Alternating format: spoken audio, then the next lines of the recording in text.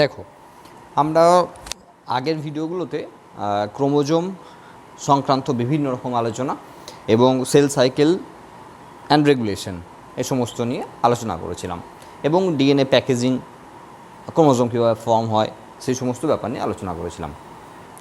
তো এই আলোচনার পর আমাদের এখনকার পড়ার বিষয় যেটা, সেটা অবশ্যই বোর্ড দেখে বুঝতে পারছো, সেল ডিভিশন বা কোষ বিভাজন।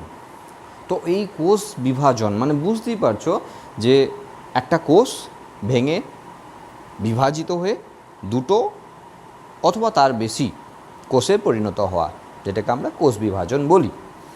তো কোষ বিভাজন সম্পর্কে বিভিন্ন রকম আলোচনা আমরা করব এখানে। তার আগে দুটো টপিক বলবো না, দুটো টার্ম নিয়ে আমরা একটু বলে নেব। সেটা হলো মাইটোজেন এবং মাইটোটিক পয়জন। দুটো টার্ম রয়েছে। মাইটোজেন কি? মাইটোজেন হলো যে সমস্ত কেমিক্যালস কোষ বিভাজনের পদ্ধতিকে হতে সাহায্য করে, মানে তাদের উপস্থিতিতে কোষ বিভাজন খুব সহজেই সংগঠিত হয়, তাদেরকে বলা হয় মাইটোজেন। যেমন সাইটোকাইনিন রয়েছে, লিম্ফোকাইনিন রয়েছে, বিভিন্ন ধরনের স্টেরয়েডস রয়েছে। তো এই ধরনের কেমিক্যালসগুলো সবসময় কোষ বিভাজনকে ত্বরান্বিত করতে সাহায্য করবে। উল্টো দিকে মাইটোটিক পয়জন, যেমন দেখো সায়ানাইড, অ্যাজাইড, কলচিসিন এরকমের কিছু কেমিক্যাল রয়েছে যাদেরকে মাইটোটিক পয়জন বলা হয়।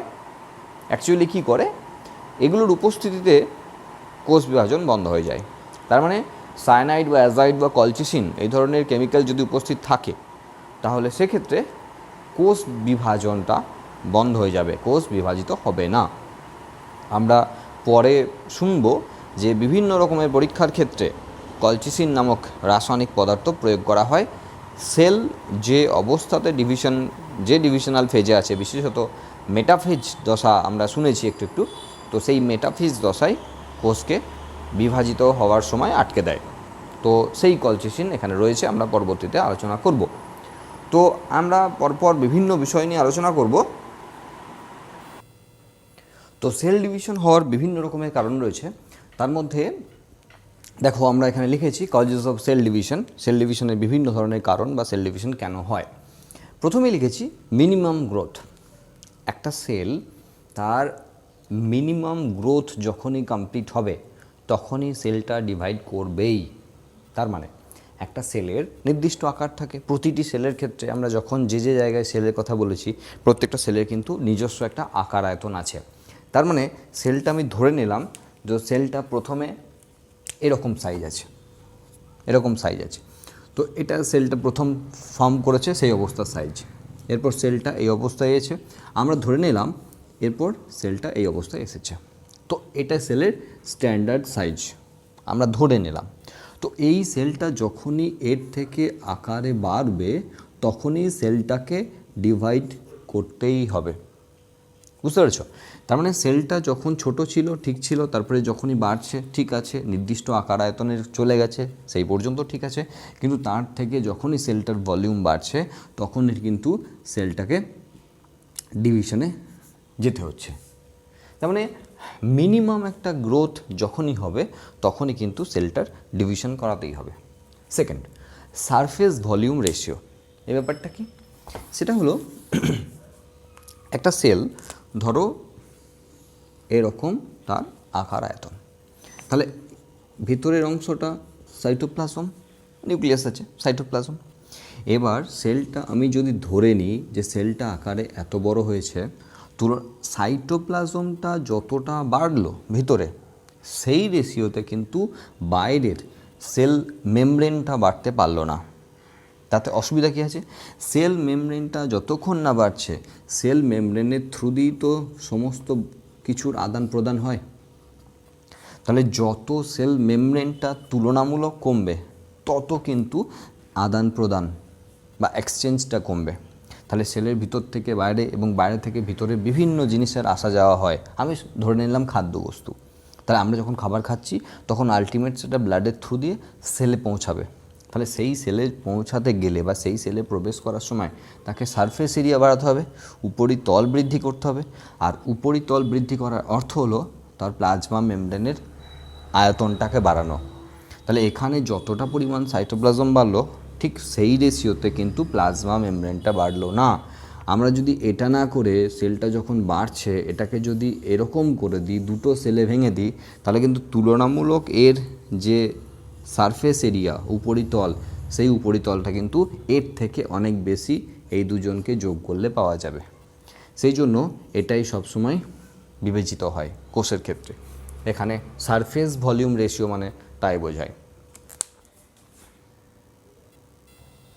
থার্ডলি দেখো আমরা লিখেছি নিউক্লিয় সাইটোপ্লাজমিক রেশিও।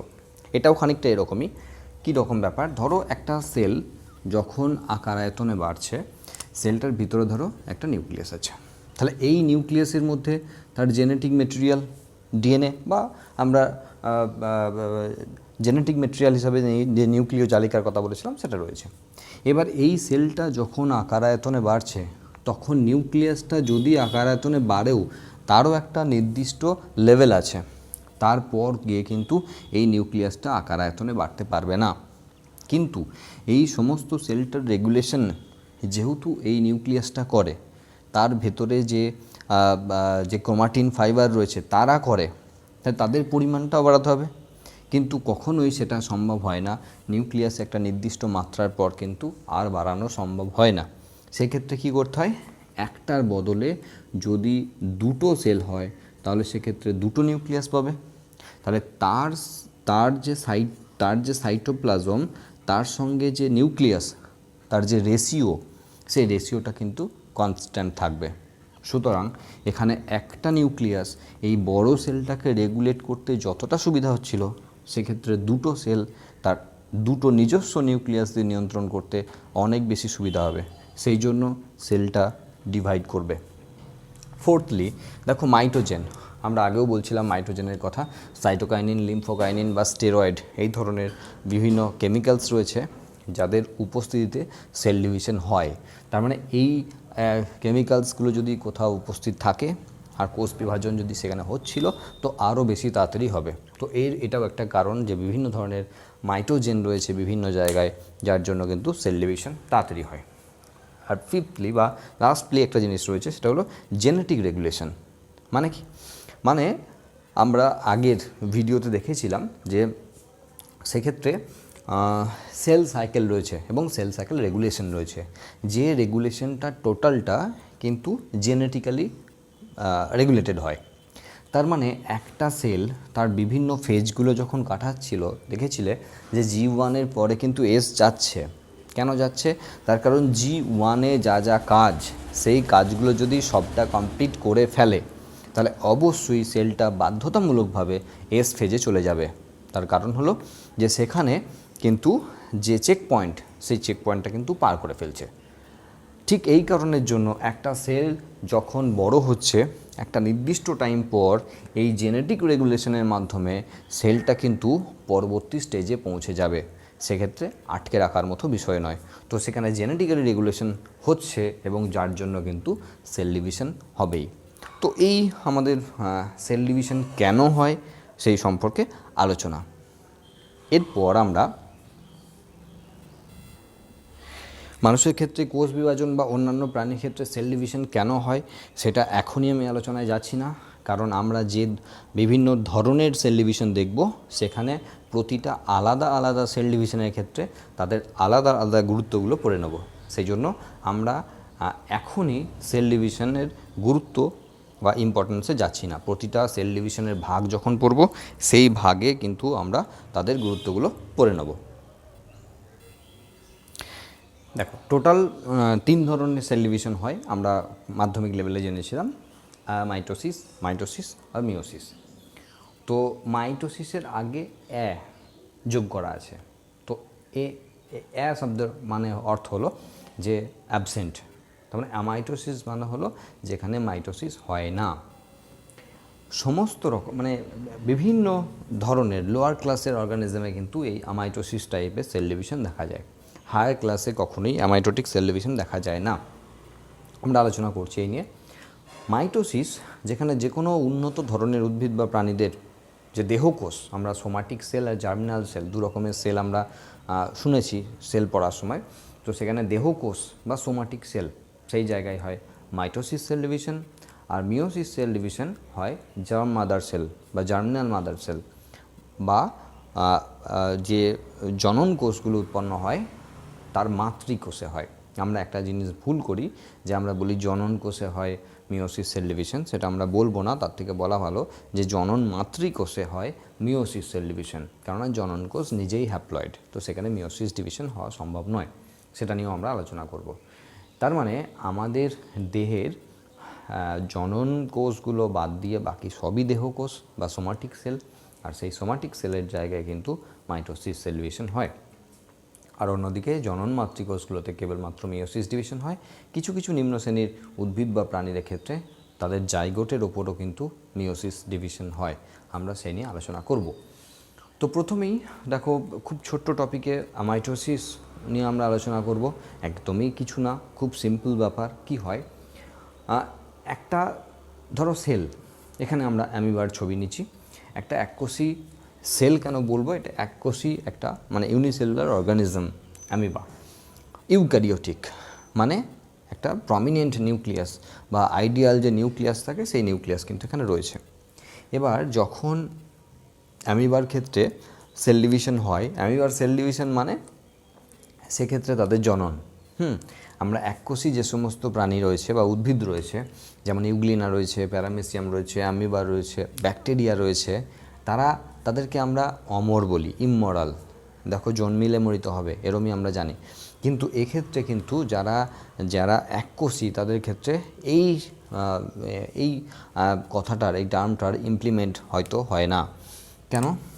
এখানে মাইটোসিস সেল ডিভিশন আমরা কি দেখব, এই যে নিউক্লিয়াসটা আছে, এই নিউক্লিয়াসটা প্রথমে কি করে, এই নিউক্লিয়াসটা একটা লম্বাটে আকার ধারণ করে।